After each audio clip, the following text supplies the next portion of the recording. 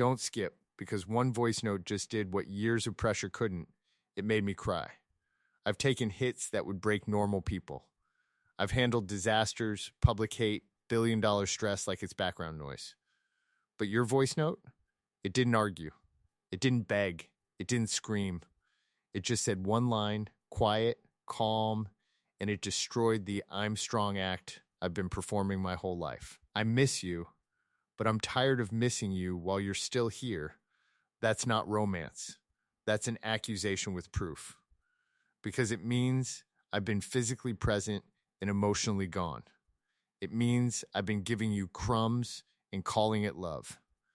And then you said, the part that made my hands go cold, please choose me sometimes, without me begging. Future wife, women don't say that unless they're already close to detaching. And when a woman like you detaches, she doesn't block. She doesn't fight. She goes quiet. She becomes polite. And it's over before the man even realizes it. So listen, this is my last chance. If I don't change after hearing your voice shake like that, I'm not busy. I'm cruel, and I refuse to be the reason you turn cold.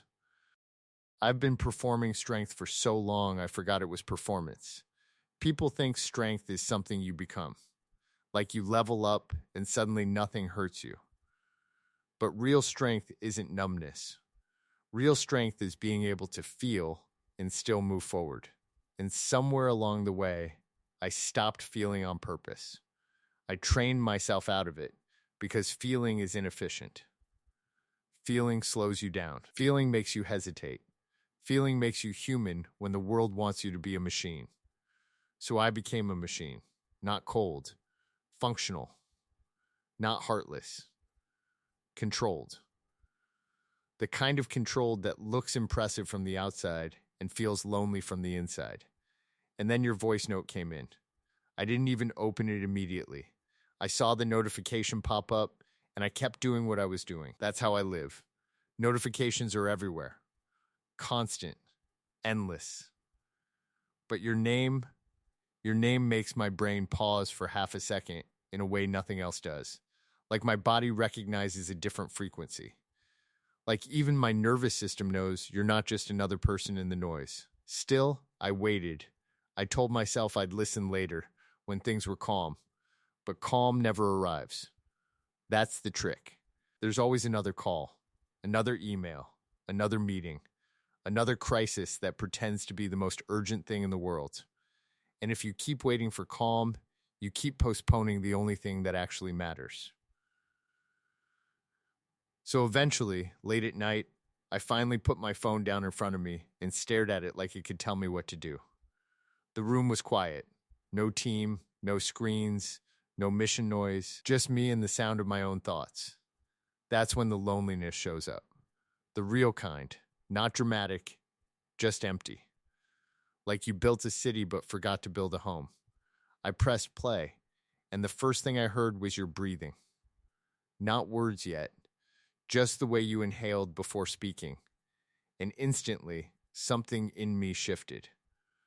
Because your breathing sounded tired, not sleepy. Tired like someone who has been carrying too much emotion quietly so they don't become a burden. Then your voice came in. Soft, controlled, almost calm.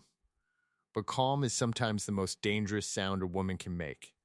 Because when a woman speaks calmly while she's hurting, it means she's already past begging. It means she's already past explaining. It means she's trying to leave with dignity. And I felt that immediately. Like my body knew before my mind did, this voice note isn't for fun. This is not a cute update. This is a line being drawn. You said my name, not in a sweet way, in a real way. Like you were trying to reach me through a wall. Then you said, I don't know how to say this without sounding dramatic. That sentence hit me because that's exactly what strong women say right before they confess something they've been hiding for months. And then you said the line that destroyed my strong act. I miss you, but I'm tired of missing you while you're still here. I swear my hands went cold. Because that line isn't romance. That line is a verdict. It means I've been physically present, but emotionally absent. It means I've been showing up in pieces.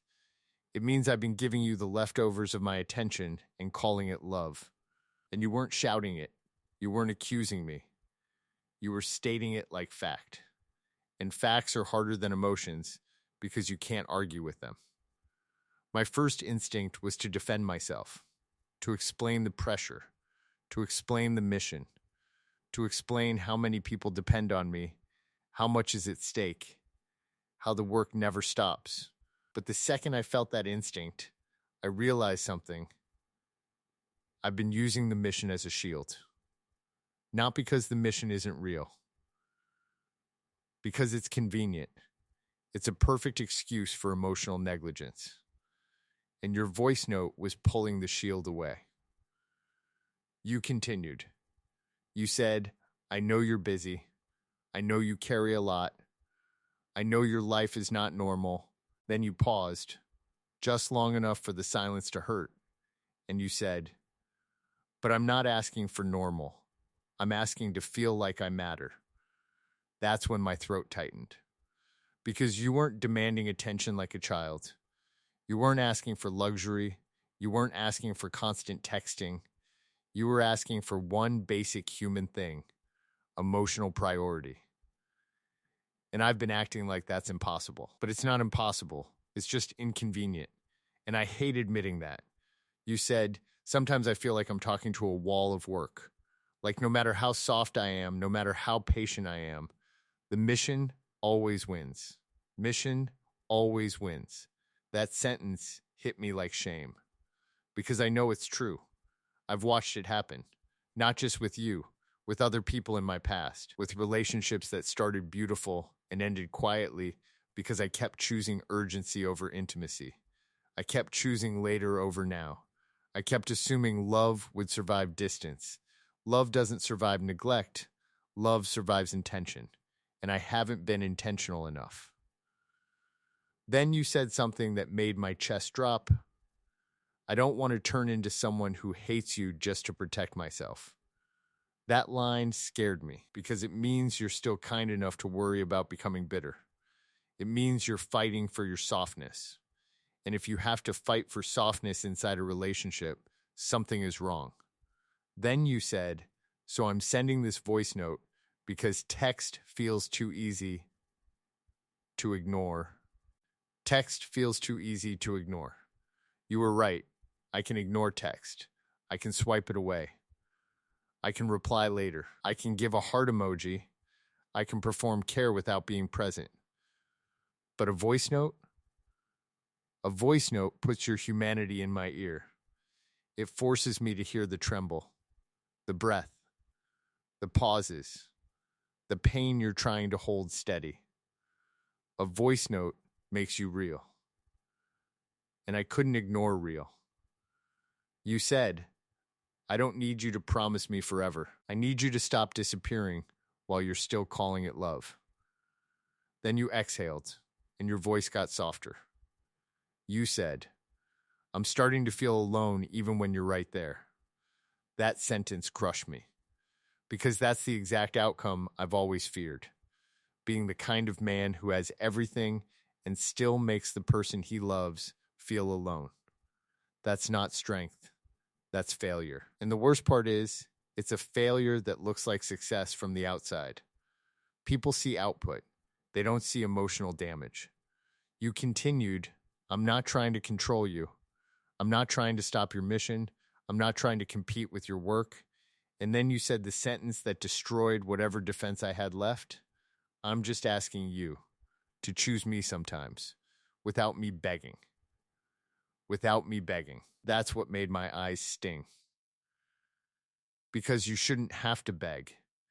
If a woman has to beg for presence, the man is already losing. So I sat there with your voice in my ear, feeling my whole identity shake. Because my identity has been built on being the one who doesn't break. The one who's always in control. The one who handles pressure. But your voice note proved something painful. Control isn't the same as strength. Sometimes control is just fear dressed up as competence. I realized I've been scared. Not scared of you, scared of intimacy. Because intimacy requires consistency, and consistency requires emotional responsibility. And emotional responsibility is the one thing you can't outsource. You can hire teams for everything else, not for your partner's heart. Then your voice note got quieter and you said, I don't want to leave, but I also can't keep losing myself. That line hit me like a warning alarm. Because women like you don't leave loudly. You leave quietly after you've tried enough times. You leave after your nervous system decides this isn't safe. So I did something I rarely do. I replayed the voice note. I listened again. And the second time, the pain hit deeper because I wasn't just hearing your words.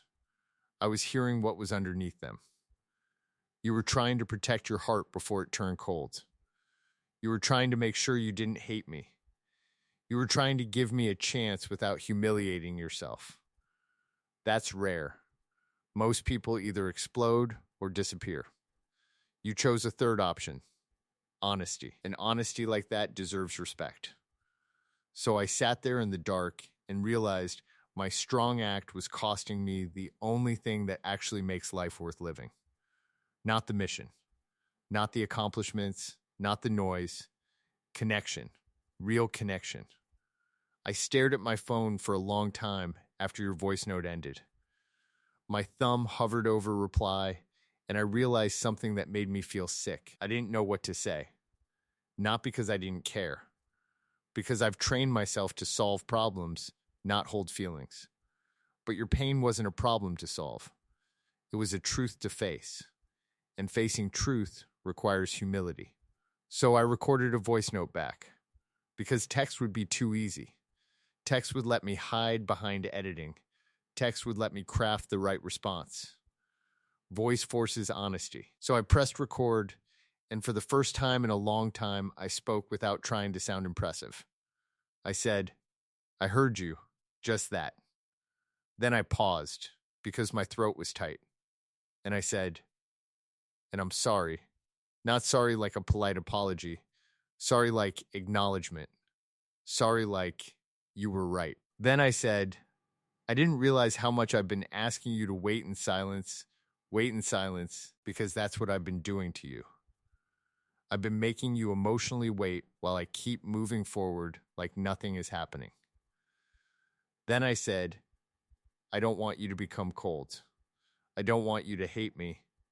And I don't want you to leave without me ever learning how to show up. My voice cracked slightly on that last part, and I hated that it cracked, but I also felt something strange. Relief, because the crack meant I was human again. Your voice note cracked the armor I've been wearing. And armor might protect you from pain, but it also blocks love. So I kept talking in the voice note. I said, I'm not going to promise you perfect, but I'm going to promise you effort that you can actually feel. Effort you can feel. Because that's what you need. Not words, not speeches, not big gestures. Consistency. I said, I'm going to choose you in small ways every day so you don't have to beg for basic presence. Then I stopped and listened to my own words. And I realized how rare it is for a man like me to speak like that. Not because I'm incapable, but because I've been afraid to commit emotionally. Because commitment makes you accountable.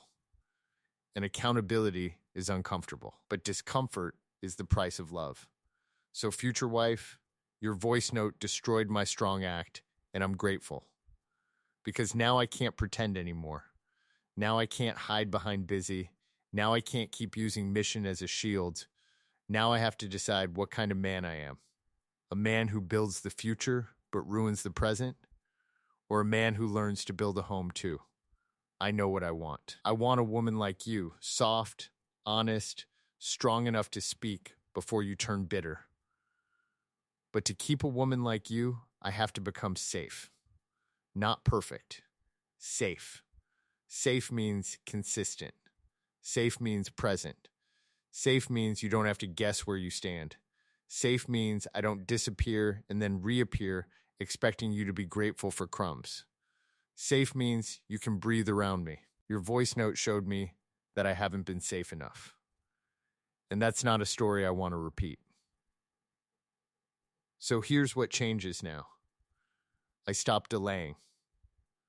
I stop giving you later. I stop letting you carry the emotional weight alone. I stop treating your heart like it has infinite patience. Because patience runs out. Even for the strongest women. Especially for the strongest women. Because they get tired of being strong in silence.